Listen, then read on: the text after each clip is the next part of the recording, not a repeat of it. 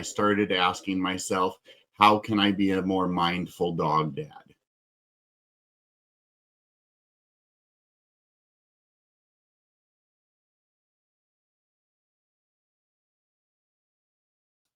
Hey everyone, and welcome to the INFx Council.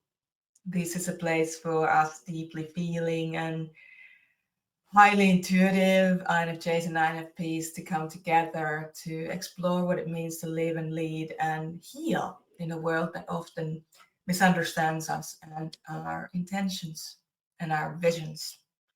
The council, we here, we're not here to create big waves, although we may. We are here to help you discover what is holding you back and why in life and what to do about it. So this isn't about fixing you. It's about honoring your inner truth as the foundation of your life. And as a result of that, of course, it will affect your love and your relationships and your leadership as well. So we here on the council, we don't speak from theory, but we speak from our own personal experiences. You know, the quiet kind that we've worked with and we've introspected on. And I am, of course, Maria Sumilov, an INFJ and the founder of the Sumilov Academy.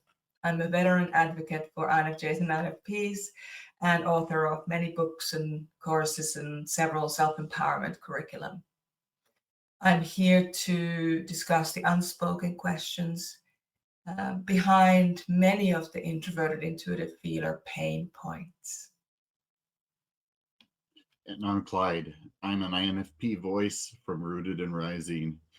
I'm here because INF types need to build healthy habits and ones that honor who we truly are. And the path to power isn't about hustle. It's about integrity, consistency, and habits that don't betray your soul. I'm Furry. I listen to the echoes of the inner world. I carry the stories you whispered to us, the confusion, the clarity, the ache for more. Together we give voice to what you felt for years but did not have words for until now. And we're certainly not performing for the audiences. We are the INFx Council, a shared space for healing and advocacy and a little bit of transformation sprinkled there, one conversation at a time. So, dear ones, it's good to be here with you all today. Today is episode 2, which one could argue is going to be a little bit different from what we usually do, because once it's a pattern for INFJs and INFPs. So, in the second episode, we're going to cover something that's deeply familiar for us. We're talking about the role of animals and in particular pets and what they play in our emotional lives as INFJs and INFPs. And I'd like to, if I could, start a personal story from my book Safe Spaces. And this is in the introduction section. You can see this photo there as well. When I was a little girl, around 5 years old, my uncle sat me up on a massive horse named Donut. As I ran my fingers through his light brown mane and sensed the hypnotic scent of horses in the summer, I discovered for the first time how it felt to be safe. Funny, isn't it, what we find safe? High on this massive Finnish draft horse, I should have been scared, but I wasn't. You see, up there, nothing could reach me.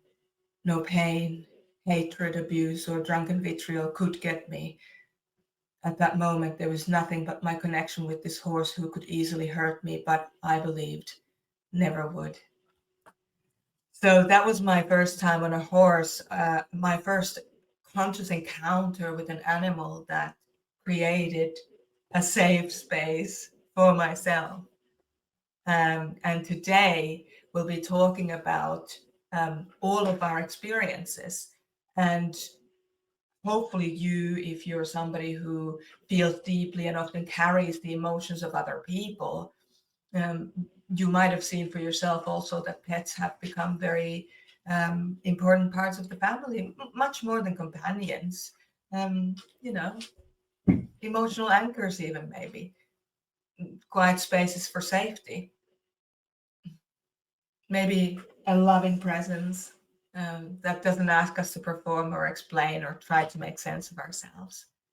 So this isn't really about idealizing animals, because we don't want to anthropomorphize animals, because they're not perfect. They are themselves. They are themselves fully.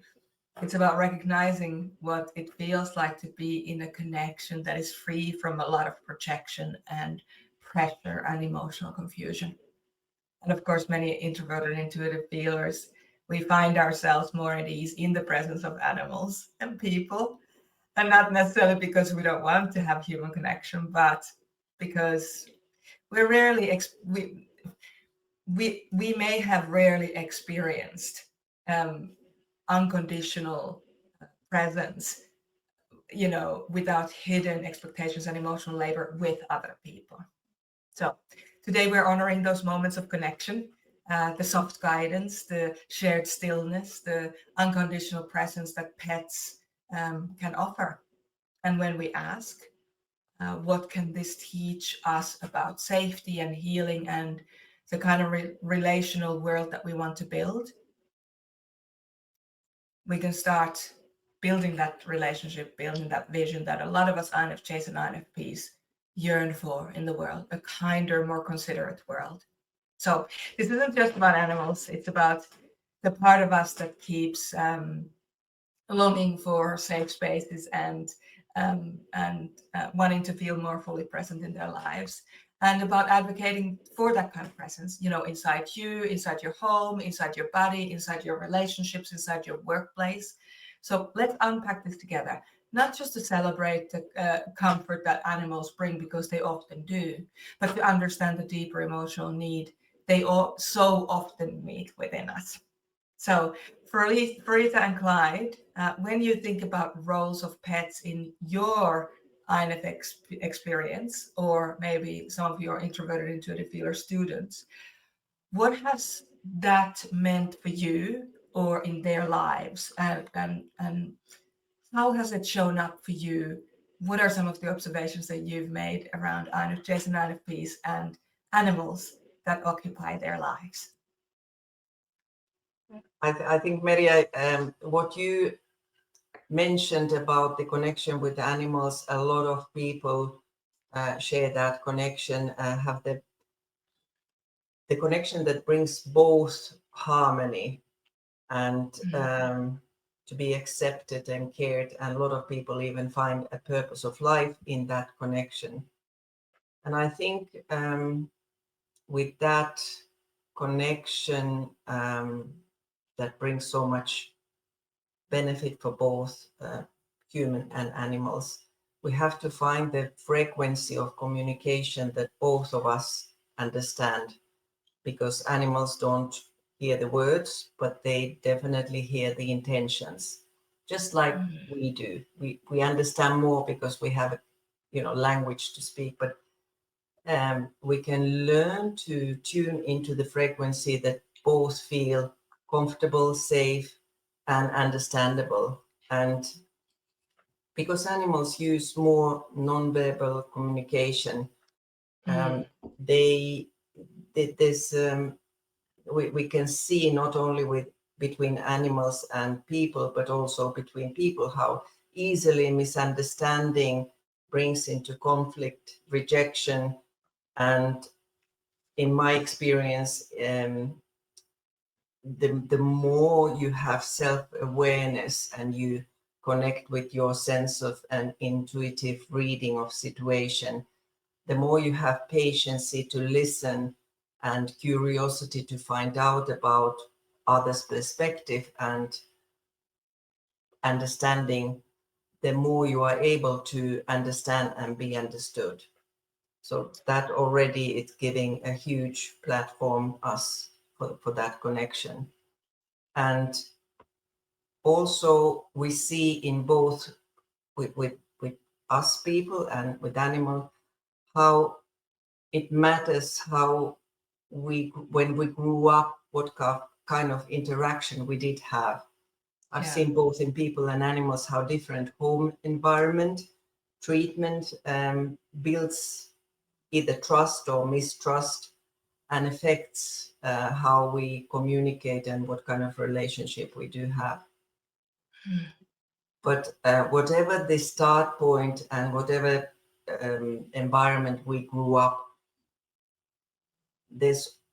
I've witnessed a lot of time how we can grow out of it. We can build the trusting and loving companionship and connect with animals and people, because animals, they do not judge you, but they can't be the fake loving you. You know, you can that connection, you will see how it evolves.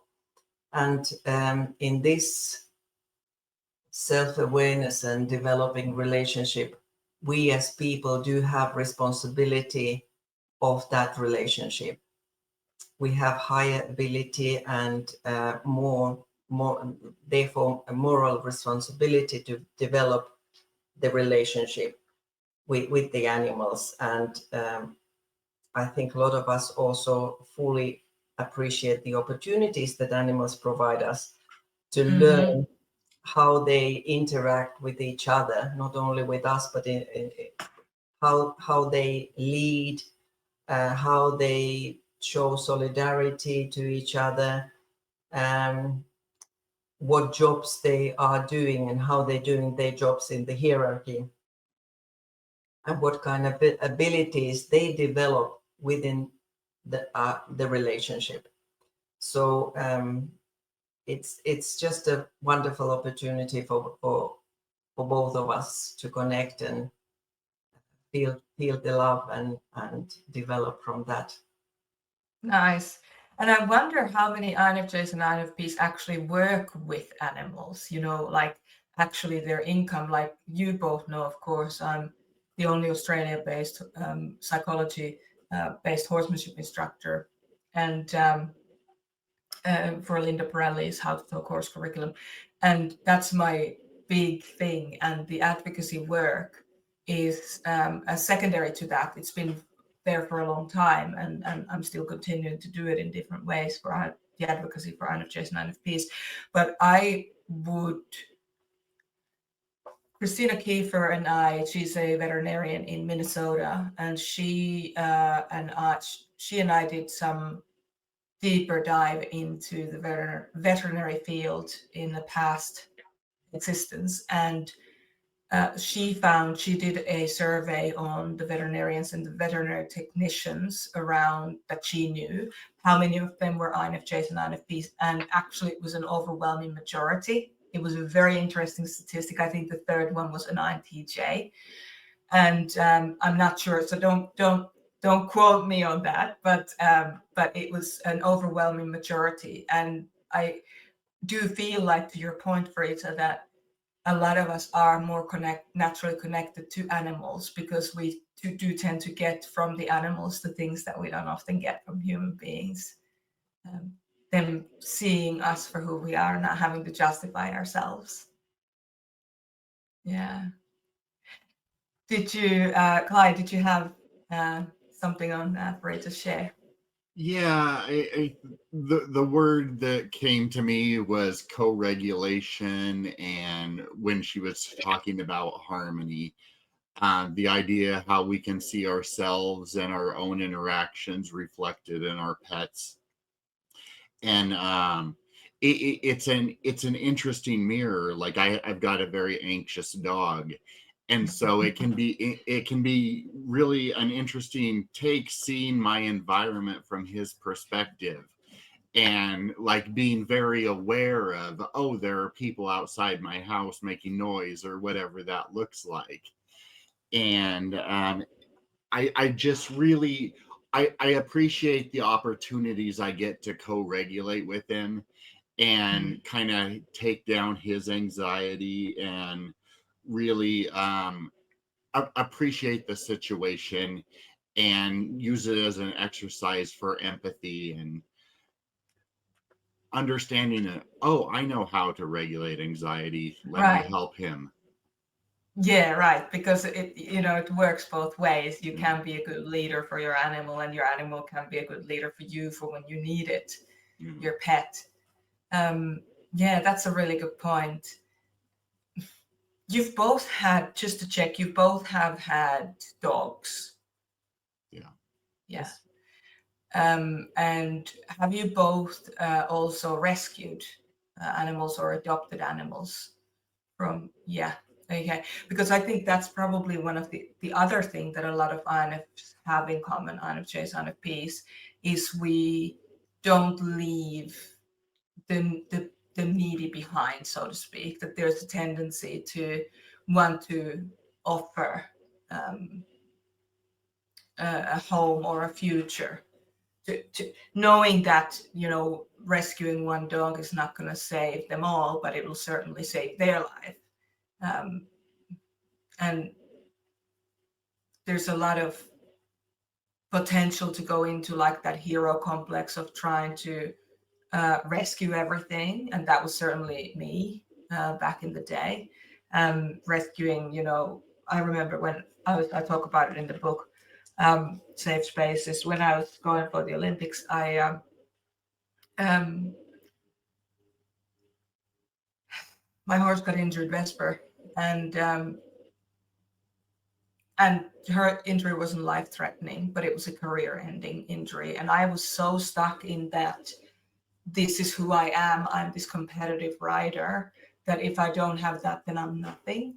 And so then I started to identify as a rescuer. So I started to rescue horses and dogs and cats and even human beings. And it just gets out of hand, like understanding where those limitations are, what is actually a kind thing to do where you have the resources to look after that animal, and what are the things that you're doing because you're compulsively trying to fix something or control something that you can't otherwise. Any thoughts around that? Any personal experiences from your end? I think that's a fair point. That what are the reasons to rescue animals and humans? Is it something? Is it a call? Is it a void that we're trying to fill? And what is our capacity to take responsibility for those actions? I think that's there's a lot of questions we should ask ourselves when we have that urge to save, because one thing is to want to save, and then the other is what I have to offer, what is my ability and capacity to do it properly. Am I right person to do it? Right. Yeah. Clyde, have you had any experience around that? Oh, I have one, but it might be heavy. Okay. I lost two dogs within a very short period of time a couple of years ago. And it really caused me to reflect on how I'd been in relationship with them, and noticing places where I would like improvement in the amount of love that we had for each other and the amount of attention I paid. And so I started, even though I didn't have a pet at the time, I started asking myself, how can I be a more mindful dog dad? Mm. How can I be more present for my pet in the relationship that we're growing? And I asked myself that for months before I even thought about getting another pet. And like the rewards have been endless. Like me and my boy that I have now, we are so close. There's so much love between us. And I don't know what I'd do without my emotional support maniac. But yeah, I appreciate pets because they're an opportunity for me to be regularly in relationship, and practice being present to myself and present to another being. And it's really helped with my own growth, and helped with a rescue dog that has his own struggles. Right. Right. Because the animals that come to us maybe from shelters or those situations where they need to be adopted, they come with baggage too. It's not just they don't just come with the collar and a couple of toys. They can come with their own baggage, and it's really building a relationship. As you said, Clyde, it's not this is a dog and that's that. This is a person or a being that is you're sharing your home with, if they're an indoor dog or an indoor cat or an indoor horse. This is another dynamic inside the household that you occupy. So how do you manage all of that? So that's a really interesting question. Clyde, did you have other reflections from your experience or past experiences with animals, or client experiences with animals that you'd like to share relating to the INFJs and INFPs? Related to a client experience I had related to pets. So I've mentioned my little guy has some anxiety issues. He notices a little fear in himself, and like I can recognize that he like fawns in certain situations, and he wants to fight in certain situations, and he wants to flee others. And so I had someone I was working with that had similar, they had anxiety, they had fear around certain issues. And so talking about my pet's anxiety and fear was a really relatable way for my client to understand their own fear without it feeling like judgment and, whatever else can come up when we're talking about ourselves. But talking about it in an animal can give us insight into how we experience these emotions too. Yeah, that is so true. It's almost like learning adjacent to learning about your animal. You're learning adjacently, you're learning about yourself. That's really good. I like that. Yeah, In fact, go on. Oh, sorry, go. I heard a thing the other day that was talking about how people who build more human-like relationships with their animals tend to build more empathy toward humans over time, and be able to pick up nonverbal signals and stuff like that. So that was interesting. Yeah, that is very interesting. And I also saw a study that canines are apparently evolving to a different level of they're making an evolutionary jump right now to becoming more human-like because of the close relationship with dogs and human beings for such a long time. So those buttons that the dogs can press to say different words that mean different words, that's the kind of like an extension of that in some way, that they're beginning to behave more human-like. I don't know if it's good or bad. I'm not making a judgment call on that. But what I will say is it's interesting how none of us really ever fully disconnect or can disconnect from the bigger picture by what we do. Yeah. Sorry, go on. Our pets are so intuitive too. Like they read this, and like being able to understand our language. I've noticed over time I have to be careful about what language I use with myself, because when I'm talking about something I'm going to do, my dog automatically hears the words, hears the tone of my voice. Like the outside word will get him in maniac mode. And there's all these little cues in my life that I notice him respond to, and like I just love it. And I know we build together. Yeah, that's hilarious. We had, up until quite recently, we had two dogs, Clifford and Samba, and they knew the WALK word. Actually, I can say that now because Sky doesn't, or because Wolfie here doesn't understand those things yet. But so they both knew the walk word, and then we started spelling it WALK, and then they understood that. And then, so it escalated from there. And then all we could say was W to know. So we always talked about W in relation to, going out. And it shows even in that short period of time, the more connected they are to you, the more tuned in to you they are, the more they are and almost anticipating and reading your body language, not just what you're saying, but especially the verbal, because they can hear the verbal patterns, is my understanding with my limited understanding of dogs. Farita, any reflections on what Clyde's just shared? Would love to hear from you. Yeah, absolutely.